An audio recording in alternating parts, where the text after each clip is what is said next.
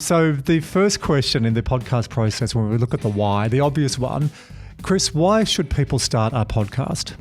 Well, good question. So everything starts with the why. And if you're looking to start a podcast, you've got to understand whether it fits in with your own business goals. This is a business podcast, so I assume the audience are business owners. So why? Well, let's have a look at the statistics perhaps. There's about 1 in every 3 people now have listened to a podcast.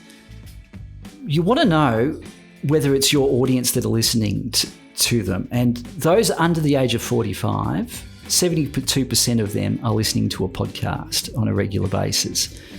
And it's always in surveys and research, those that are more educated, those that are more affluent, and those that are sort of under the age of 45, they're the ones that tend to listen to a podcast. So if you've got a product or a service that is targeting that demographic, my question is, why not? Why don't you have some kind of strategy in the audio space? Now, it may not necessarily mean that you should have a podcast, but why then aren't you getting yourself involved as a guest or some other activity in podcasting? Interesting you say that, some strategy in audio, because I think when we first went down this, meaning me and my business Stride Stronger and all of our team, we thought podcast was the only alternative. But that's interesting framing on that, right? To look at some sort of audio mix.